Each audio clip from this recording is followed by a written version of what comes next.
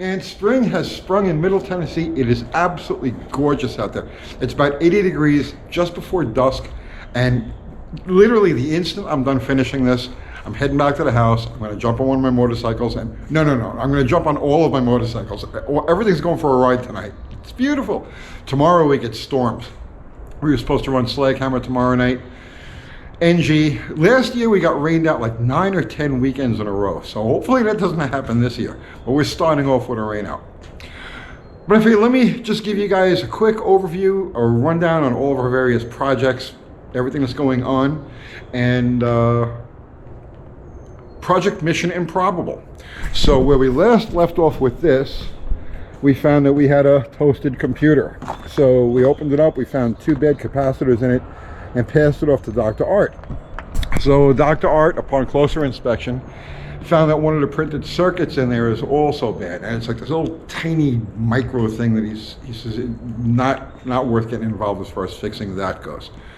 So he's exploring different options with it. He's going to cover that on his channel, Dr. Art's Hot Rod Rehab. So within a day or two, if you're interested in following that part of it, the computer part of Mission Improbable, head over to his channel and he'll have the details on that.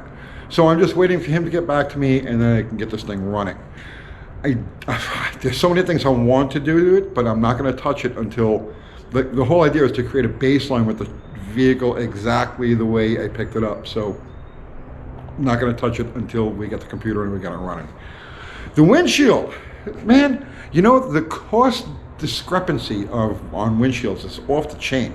So this thing needs a windshield. We bought it. A sign fell on it. Destroyed the windshield. So it dented the A-pillar a little bit, but I don't think it's going to make much of a difference. So I called the first place, you know, like, yeah, $400. I'm like, oh, you know, that seems a little steep. Let me call around a little bit. So I call the next place, $475. It's okay, we're going in the wrong direction. I call yet another place, $280. So I made an appointment with them, and they're supposed to be here tomorrow, weather permitting. So I'll probably have the windshield in here Monday or so. But at any rate, big difference in cost. It pays to call around to find your best deal. And no, I am not going to swap the windshield myself. I've sworn off windshield replacements long time ago. So I'm more than happy to pay somebody else to do it. Other cars. Okay, our propane big block and trans, that's all set, ready to drop in. And we've been working a little bit, picking away at the Belvedere on the side over here. I don't want to bring it in and do the work I'm doing to it, you know, now. I don't want to make that kind of mess in here. I want to try to keep this place nice. So I'm doing the dirty work and the grinding and everything else outside. When that's done, I'll bring it in and plug it all together. The Hemi, that 426 Hemi, this is why I wanted to do this video to begin with. I wanted to show you guys what I had done with this Hemi.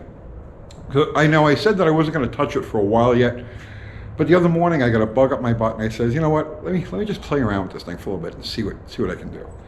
So just to refresh, if you guys aren't familiar with this, I picked up this 426 Hemi off of Facebook Marketplace. Oh, there's one other 426 Hemi thing I got to show you before this is over, right? But let's get back to this. So I picked up this block off of Facebook Marketplace. I paid $400 for it, okay? Because it got blowed up but good. So now I've opened this up some more. I took out all of the pieces that were just, you know, chunky, but this is just cosmetic damage. This is no big deal. The problem with this, and why we got it so cheap, is because it broke a rod and it punched out this whole section of the block and the whole bottom of the cylinder wall. So the issue here is that to sleeve this block, it can't be sleeved, or it couldn't be sleeved, because there's nothing for the bottom of the sleeve to center on. It would only be supported at the very top, and that won't work. So the plan is to sleeve it and then do a 1/2 or a 3/4 fill, just so that we don't have to worry about anything leaking. A 3/4 fill is fine on these things. You can street drive them forever like that. So that's the plan now. Is to create the bottom of the cylinder wall, or the cylinder bore, out of weld, and then have that machined and then a sleeve dropped in it, and then a 1/2 fill or 3/4 fill. So we decided to attack this with the flux core, because I've used the flux core welder a couple of times now on repairing cold welding cast iron freeze cracks and stuff like that. And so far, so good. Everything looks really good with this.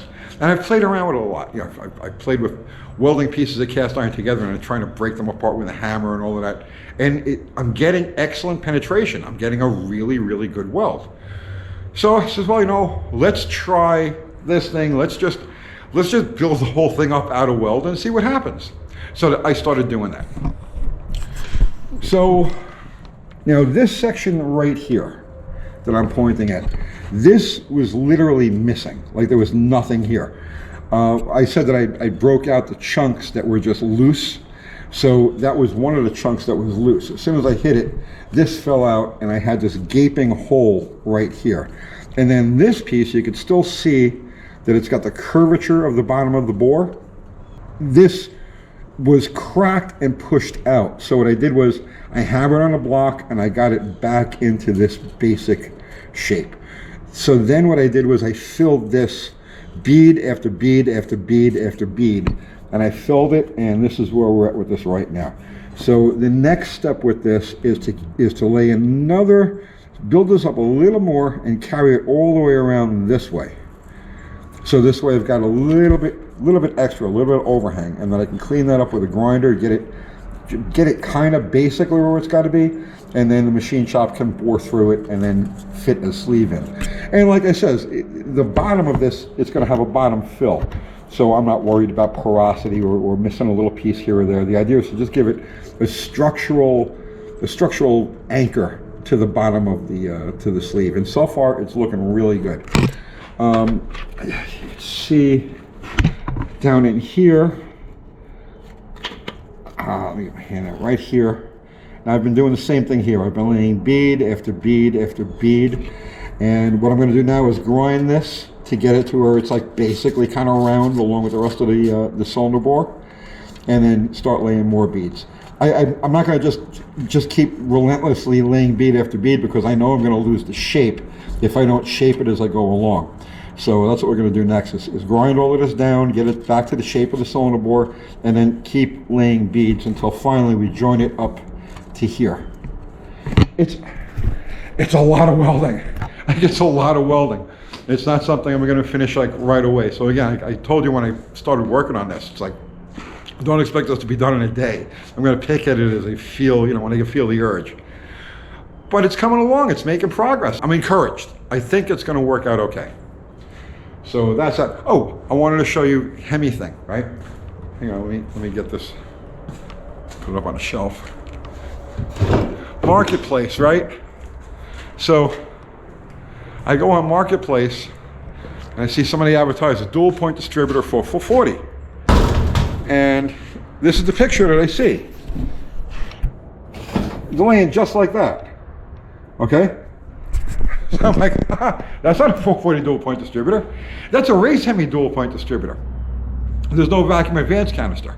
See, all the regular 440 dual points and 426 street Hemi dual points all had vacuum advanced canisters. This is mechanical tack drive dual point distributor without vacuum advance. So this can only be one thing. It can only be a race only distributor. So this is either going to be 64, 65 race Hemi or a NASCAR distributor, which is all the 64, 65 numbers. Well, when I check the numbers on this one, it comes up 1968 race Hemi. So this came out of a super stock Hemi Dart or a super stock Hemi Cuda. It's in really nice condition too. It's got the old school like dark tan cap. The reproductions don't look like that. And then nice points. Really nice old school stuff. So I guess I'm going to have to use that in this 426 when we finally get it together. So that's it. Like I said, just a quick update on all of the stuff that's been going on over here. I'm supposed to go help Dr. Art with and Kiwi's truck, that D100 that they're getting ready for Power Tour. So the official name of that thing now is Big Richard. So it's Big Richard and Large Marge, Kiwi's two vehicles. So I'm supposed to go help Dr. Art with that too. But I'm not going to help him today because I am going to go ride motorcycles. This car stuff is silly. I'll see you tomorrow.